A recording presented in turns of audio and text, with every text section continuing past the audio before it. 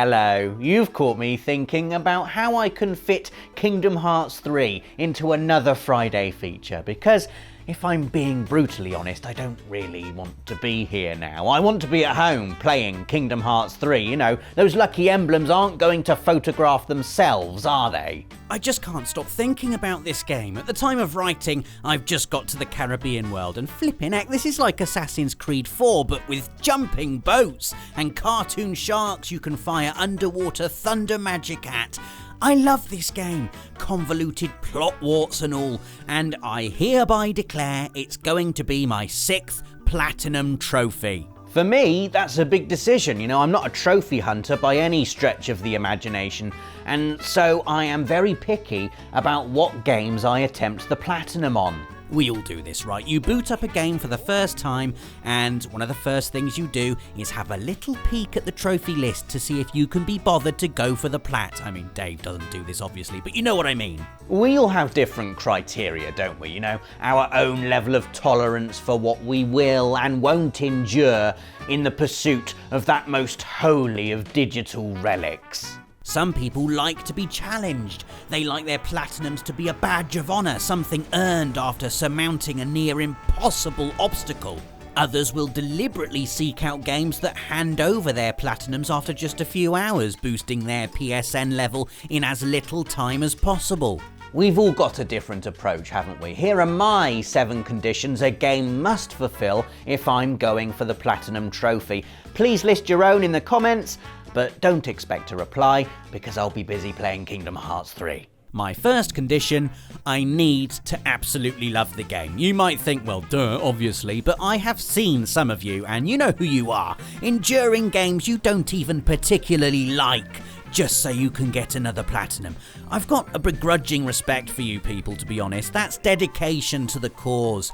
I just don't have that kind of staying power. If I'm going to spend upwards of 100 hours with a game and, crucially, play the game for multiple hours after I finish the story... Because let's face it, when you're going for the platinum, finishing the game is only half the job.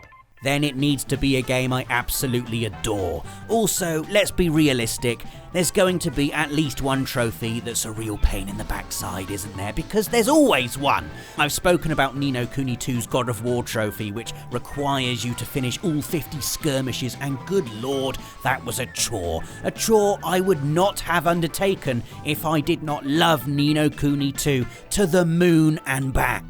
And I do, Ni no Kuni 2, I really do. Also, for me, a Platinum trophy is more than just a badge of honour. It's a public proclamation of my love for a game, in the same way that I've got special editions of movies I love displayed proudly on my shelf. I see Platinum trophies as like my own personal stamp of approval, a way of saying yes. I love you so much, I'm going to see everything you have to offer. Unless, of course, entry number 2, the game makes me play it on the hardest difficulty setting. Yeah, no matter how much I love a game, I just instantly give up hope of earning the platinum if I have to play through it on the hardest difficulty. I just don't have the patience for it. I'm not built for perseverance. If at first you don't succeed, try one more time and then play something else. That's my motto. This is why I've never platinumed any of the Uncharted games. They're among my favourite games of all time, but I just can't take crushing difficulty, and I don't understand the people who can. Like, it's so hard, all the time. Every encounter. I did actually go for it on Uncharted 4 for a bit. I started a crushing playthrough and made it to the chapter where you have to escape Scotland, and I was just hopeless. I even had cheats unlocked and I still couldn't flippin' do it. Basically, it was me hiding behind cover like a quivering wreck, peeking out for a shot, missing, and then getting insta-killed by a goon with impeccable aim. Just no. Normal mode for me. Hard mode at a push if I'm feeling really brave. But as soon as I look at a trophy list and see I've got to do a playthrough on Insane, or Nightmare, or Dante Must Die, I'm just instantly out. Also, entry number 3, I'll only go for the platinum if I don't have to be a master at any online multiplayer components a game may have because, and this is true for all games, I suck at online multiplayer. As soon as you introduce the unpredictability of another human player, a player unbound by the coded rules all AI opponents must adhere to, all strategy just goes out of the window, doesn't it? I'm going to have to relive my traumatic experience with Topspin 4 and the original Red Dead Redemption now, so hold my hand, please.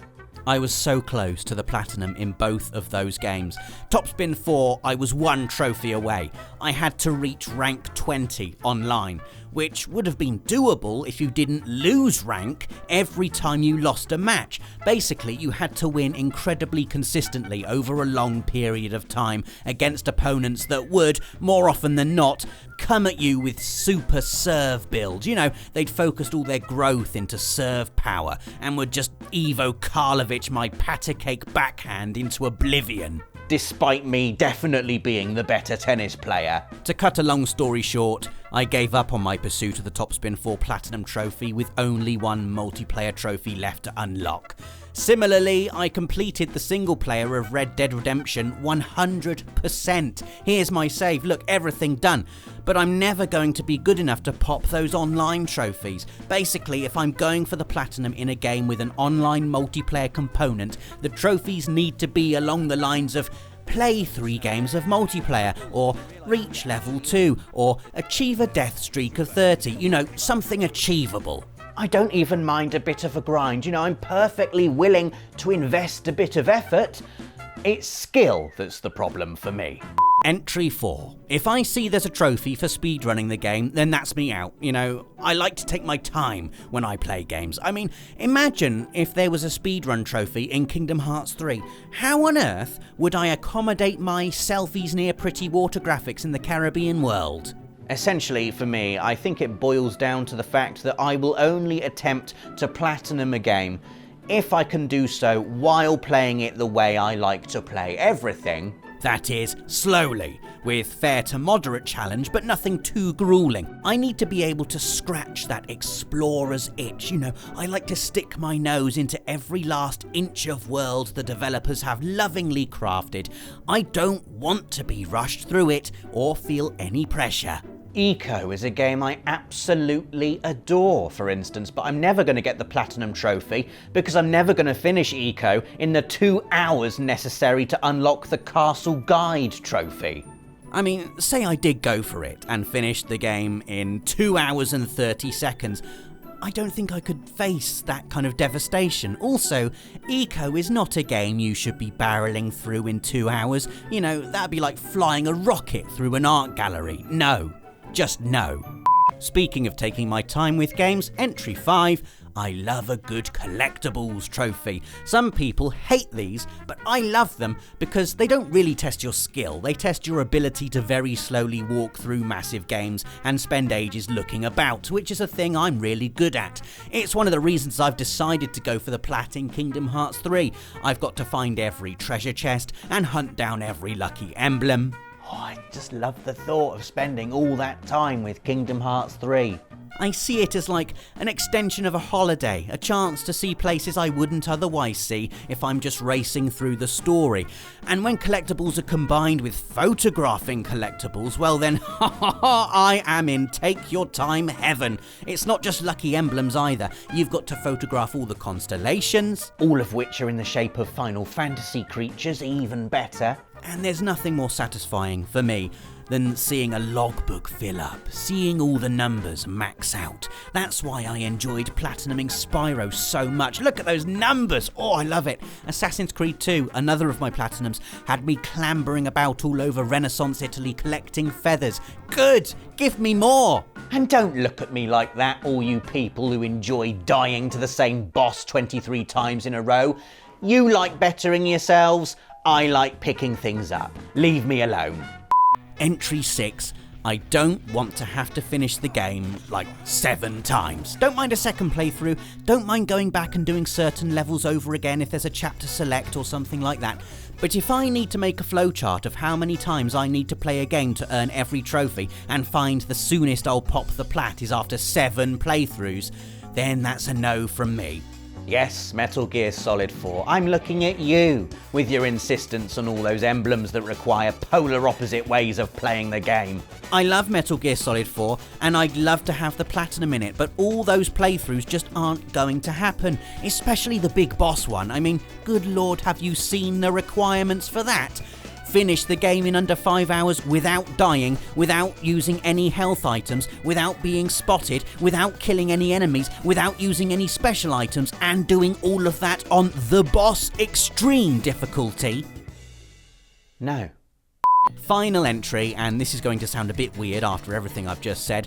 The platinum can't be too easy. You know, it can't be like My Name is Mayo or something where you just have to tap a jar of mayonnaise a bunch of times, because I don't want the platinum trophy for that plastered all over my PSN profile. You know, it's bad enough I've got my daughter playing Paw Patrol on my account all flipping day. I don't want people to think I'm playing games just for easy trophies. I'm too concerned about what other people will think, basically.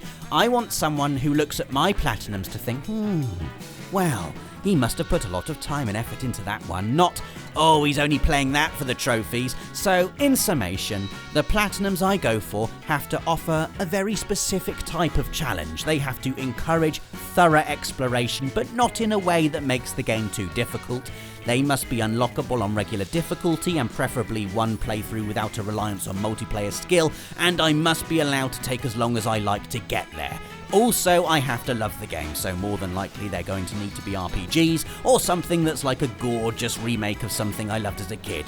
Accommodate me, games, and then I will bestow my platinum attempt upon thee. So let us know in the comments what conditions games must fulfill before you attempt a platinum run. Give us a like if you enjoyed the video, hit the notification bell so you're always up to date with everything on the channel, and we'll see you next week for another Friday feature. Thanks for watching. For the players.